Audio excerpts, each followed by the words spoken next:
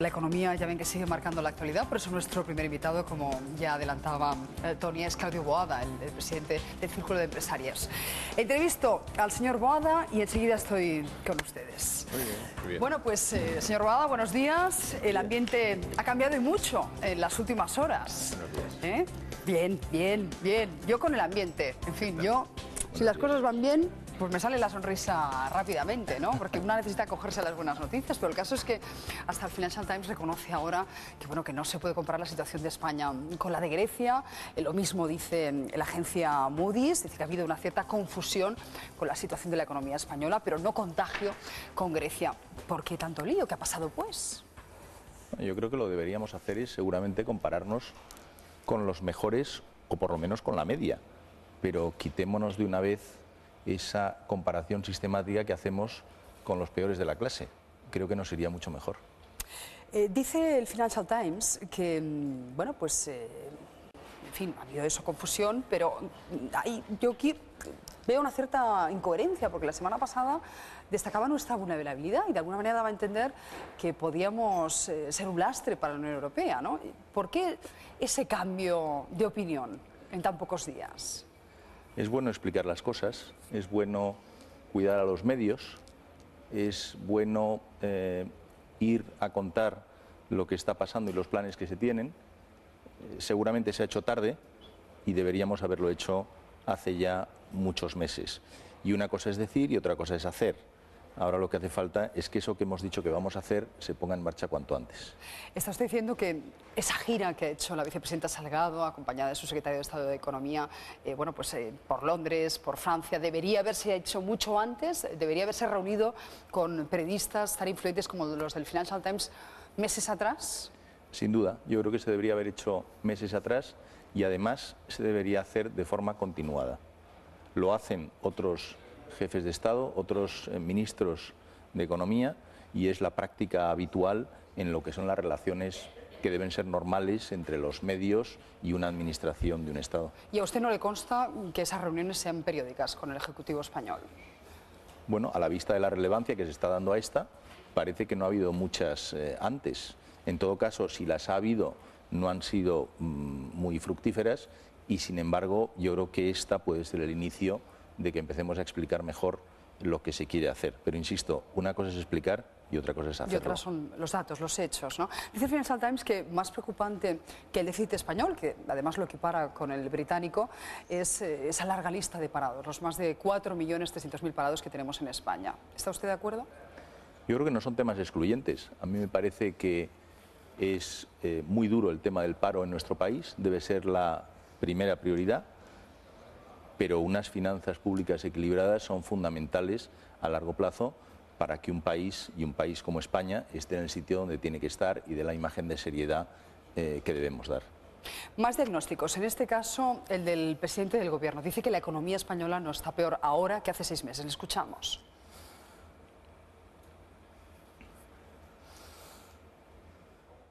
La economía no está peor hoy que hace 6 meses. Y no han hecho más que hacer exageración y alarma que daña nuestra credibilidad, cuando la solvencia de nuestro país es una gran solvencia y tiene una gran fortaleza.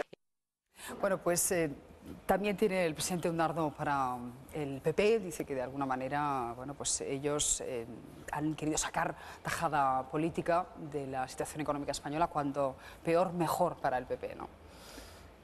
Bueno, yo no estoy de acuerdo con las palabras del presidente del Gobierno. No puedo estar de acuerdo en que estamos mejor que hace 6 meses, cuando tenemos más paro que hace 6 meses y cuando nuestro PIB sigue cayendo. Bien, es verdad que cae menos que hace 6 meses, pero sigue cayendo. Por lo tanto, no estamos mejor. Y respecto a la pregunta que me hace del Partido Popular, bueno, yo creo que sería bueno que el Partido Popular siguiera poniendo propuestas encima de la mesa, que se llegara a algún tipo de acuerdo, como está propiciando el señor Duran Lleida, y que, bueno, en definitiva, los ciudadanos vieran que los políticos se preocupan de sus problemas, de los problemas de los ciudadanos, y que nos saquen entre todos, con nuestra ayuda, por supuesto, de esta situación en la que estamos. Ahora mismo los políticos son un problema para España, según el CIS. ¿Qué siente un empresario como usted cuando escucha estos rifirrafes constantes? no es bueno, no da una buena imagen, no da sensación de que están defendiendo los intereses de los ciudadanos, sino los intereses de los partidos que representan, y creo que una mejor sintonía política iría en beneficio de una salida más rápida de la crisis, insisto, en la que no es un tema solo de los políticos. Nosotros, los empresarios y desde luego la ciudadanía en general, tenemos que ayudar para que el país mejore cuanto antes.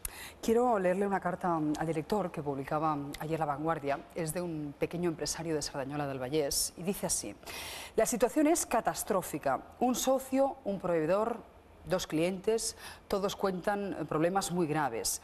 El desánimo se está extendiendo como una mancha de aceite. Para este empresario, el verdadero mal no está en la economía, sino en la pérdida de la esperanza, en la falta de rumbo. ¿Está usted de acuerdo? Tener una pérdida de esperanza es muy triste porque hay que tener claramente un objetivo al que tender y eso tiene que estar bien liderado.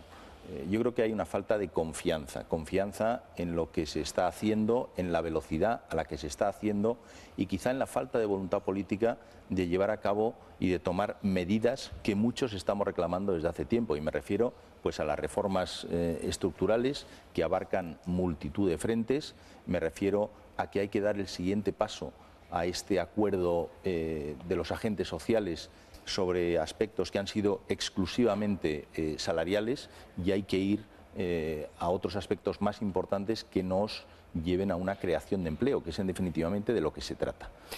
¿Cree usted que los agentes sociales sean capaces de ponerse de acuerdo para aprobar una reforma laboral, para consensuarla?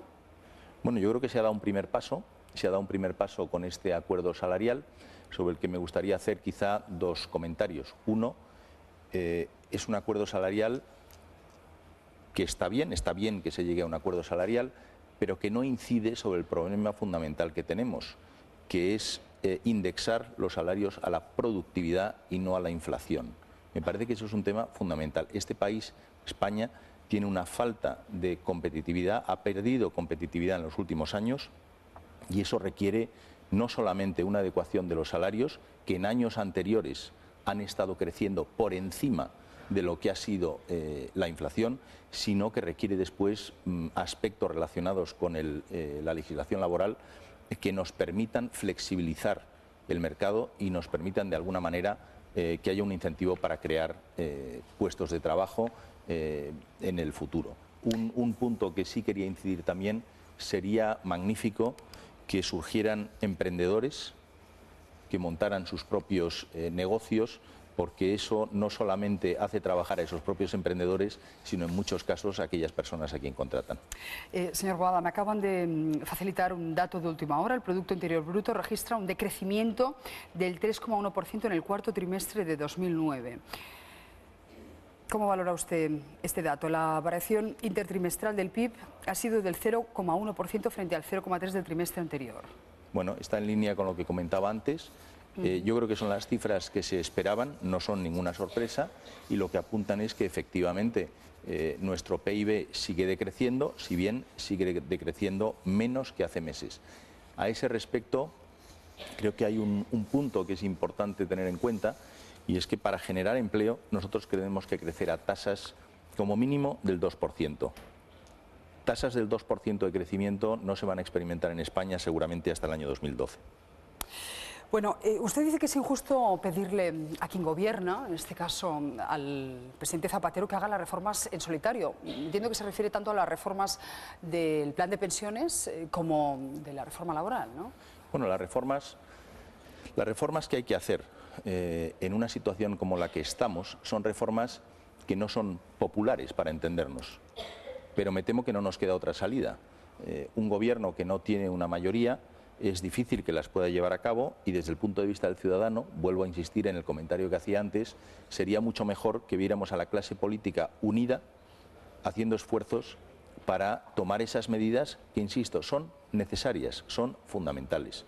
Están referidas a la contención del gasto, están referidas a la educación, a la fiscalidad, a la legislación laboral, bueno, y a muchos otros temas que alguna otra vez hemos comentado, incluso aquí en Espejo Público, como una política energética pues quizá más competitiva de la que tenemos. Señor Boada, muchísimas gracias. Muchas gracias a ustedes. Tenerle aquí en Espejo Público. Volvemos en este punto a Bruselas. Pilar Ruiz Pérez, decíamos que el lema de la reunión de hoy es salvemos a Grecia, porque los líderes de la Unión van a definir un plan de rescate que incluye conceder préstamos